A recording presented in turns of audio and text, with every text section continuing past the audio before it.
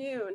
It's good to see you again. I apologize. I was sent the link late. I normally would not hold up a hearing. So thank you very much for promoting me and being willing to listen to my testimony.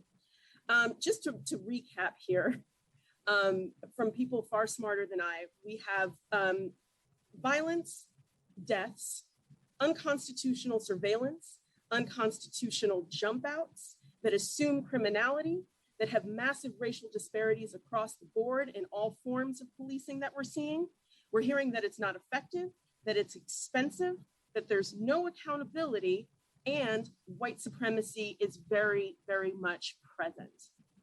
2F08, a couple of weeks ago, actually right after Councilmember Janice Lewis-George proposed her bill on ending white supremacy in MPD, I barely was able to get to the end of my resolution before everybody said aye.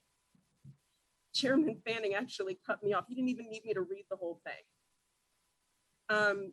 But in addition to my resolution, I wanted to propose a couple of things. One, I would really like you to take on every single one of the reforms that have been proposed here today. But we have to go much further than that. Defund MPD came and did a presentation to the 2F Public Safety Committee. Everybody was very interested in what they had to say and asked me to form a resolution in their support. We are currently working on that project. Why are we working on that project? Because of all of the things that you have already heard. So I'm not going to beat a dead horse, but what I am going to ask is that we stop forming committees to have conversations to talk about having a conversation. Let's get some reforms passed, implemented with teeth. Let's just stop this poison.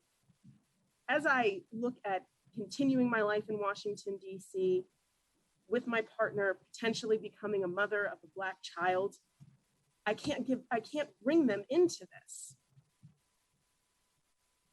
And in doing this, you ask every person of color to live in violence every second of their lives. Because if it's not happening to you, you're hearing about it happening to people. And if you're a commissioner, I've received calls from people who are not in my single member district asking for me to contact an attorney for them so that the 6-month mark of the police brutality they've experienced doesn't expire. It's horrific. I had a stabbing of a homeless person in my single member district that MPD didn't respond to.